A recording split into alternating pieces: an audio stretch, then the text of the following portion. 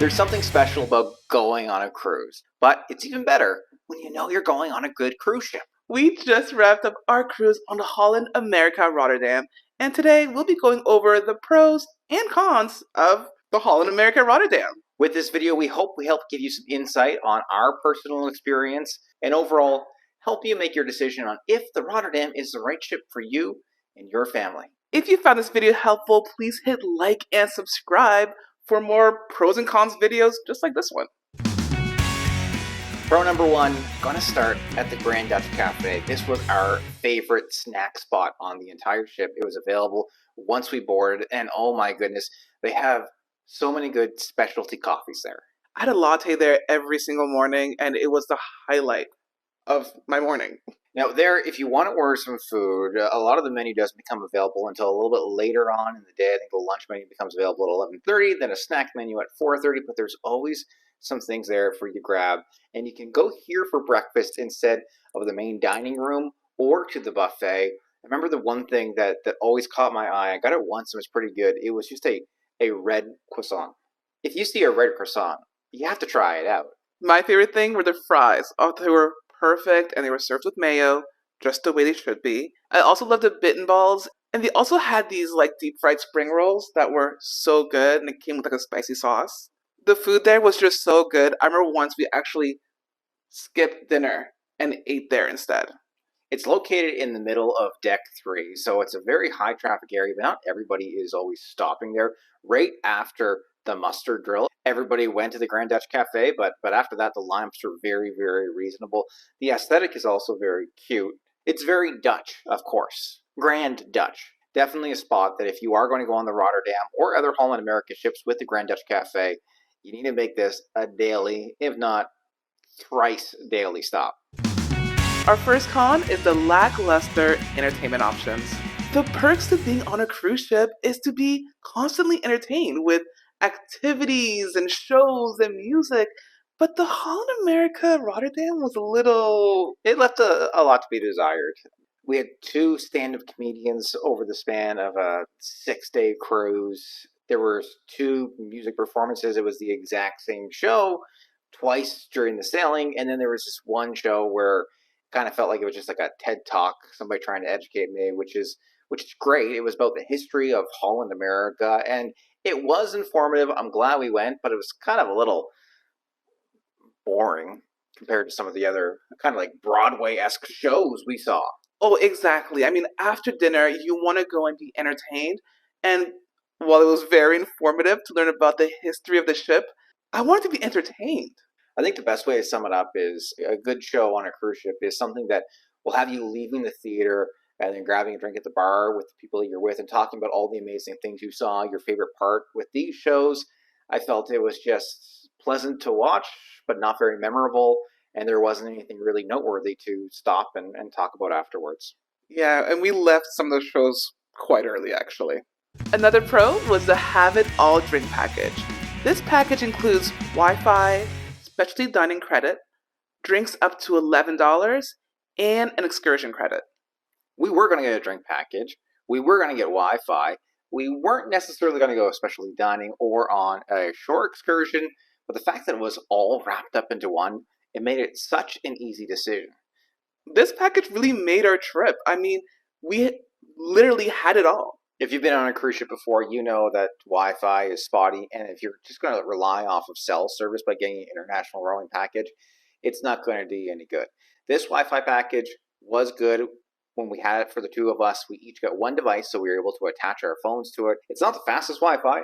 It was pretty slow. Don't expect to be streaming any Netflix or YouTube videos, at least at a good speed with it. But for the same price as the signature drink package, because that's another thing to consider. If you check out our Holland America drink package video, which is linked up in the corner, you can find out a little bit more about it. But in most cases, if the Have It All package is available to you at the time of your booking, it's only like 5 cents more to get that than it is to just get the regular standard drink package. When it comes to the shore excursions, of course, you have to book them through Holland America. We got a $100 credit per person, and with that, we were able to go check out some Mayan ruins in Cozumel. With the special dining credit, we were able to try one of their specialty restaurants on board, and we chose Tamarins, which is an Asian-inspired restaurant. We were over the moon about this package, so if you are going to get a drink package, have a good hard look at the Have It All package if it's available at your time of booking. Con number 2, repetitive activities. There was a lot of activities, but there was a lot of the same activities. We went to trivia every day because there were so many opportunities to go to trivia every day, and we won every day. Sure. we came close to winning. We came every close day. to winning. We were in the ballpark of winning. But besides that, you had your bingo, you had your morning running sessions. It was the same old every day. There wasn't anything that really was like, oh, we're doing this today or that today. That's brand new.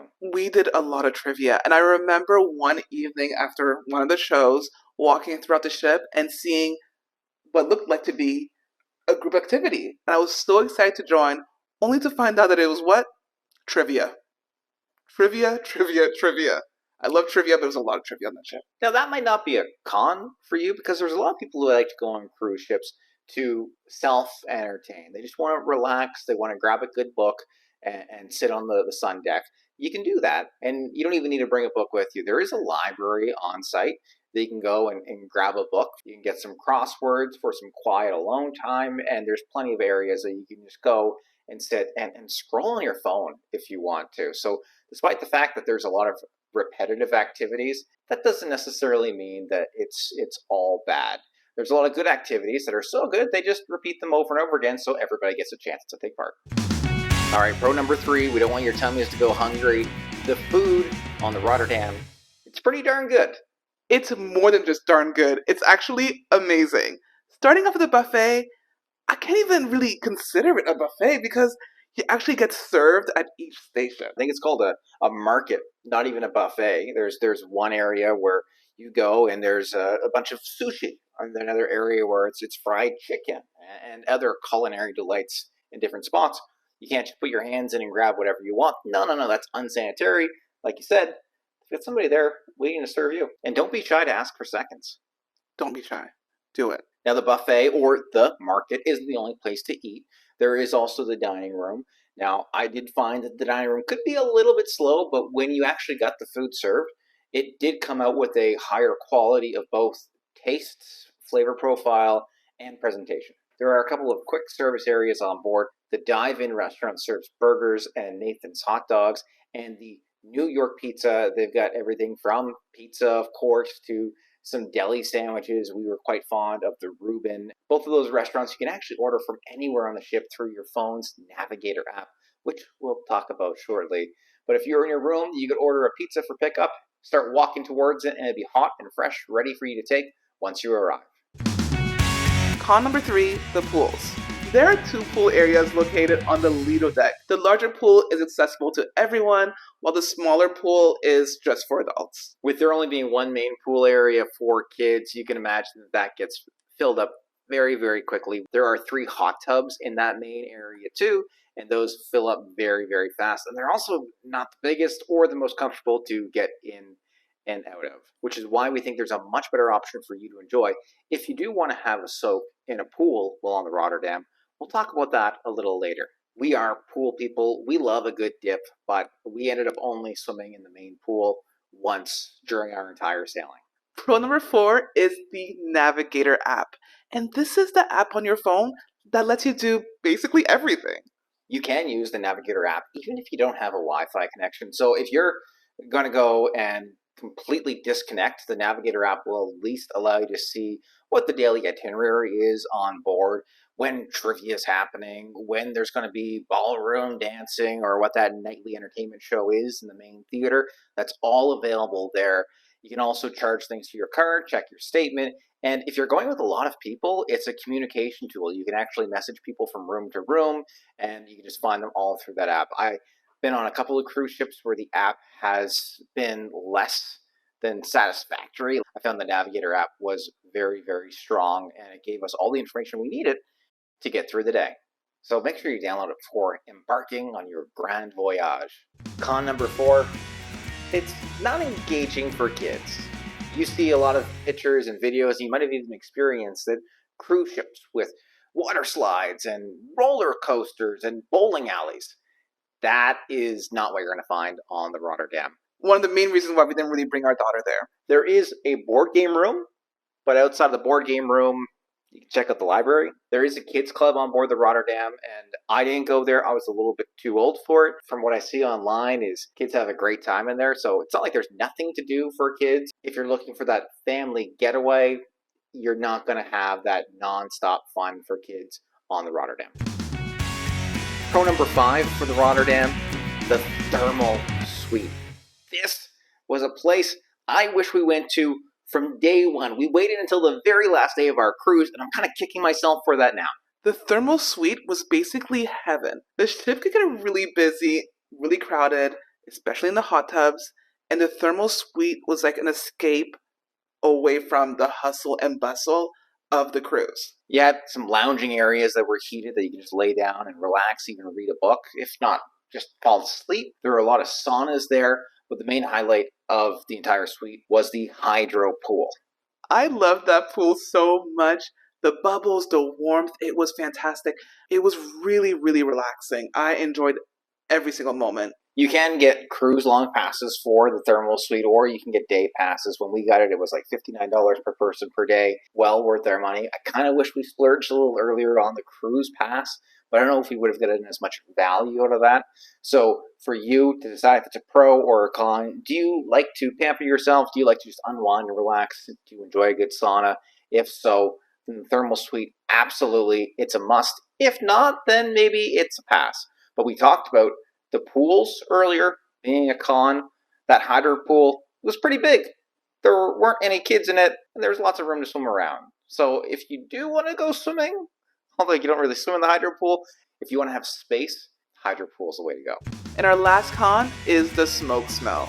There are 2 spots on the ship that got really smelly with cigarette smell. The adults only pool and the casino. If you're a smoker, this isn't going to be a problem. It's not going to be a con, but both of us, we don't like smoking. We don't really want to smell it if we don't have to. So we didn't spend any time at all in the casino. In fact, there was one store near the casino that the further in you got to the store, you could start to smell a waft of smoke smell coming from the casino. So we also didn't do a lot of shopping in that store. And then, like you said, the adults only deck. We went there to pick up a couple of drinks. I found that that bar was usually a lot less crowded than the one on the Lido deck where the main pool was. So we walked back there to put our order in quickly. But other than that, we escaped because the smell of smoke was too much. We say it's con. It's not the whole boat. It's only those small areas. So if you don't like the smell of smoke, just avoid those areas and you're not going to have any issue. While we didn't spend time in the adult pool and the casino because we didn't really enjoy the pools and we don't gamble, we like to shop.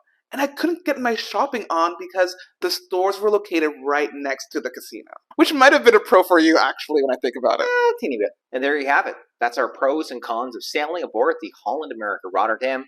If you're thinking about booking, or if you have a sailing coming up soon, I hope you found this video helpful. These were our honest opinions from our recent sailing, and some of our pros might be your cons, and our cons might be your pros, so whatever it is, we hope you have a great time when you do embark on your journey. Thank you so much for watching this video, and if you enjoyed it, please like and subscribe for more pros and cons videos, just like this one. And let us know in the comments what your favorite and least favorite part of the Rotterdam is. And while you're here, make sure to check out our ultimate review of the Holland America Rotterdam by clicking the video on the screen.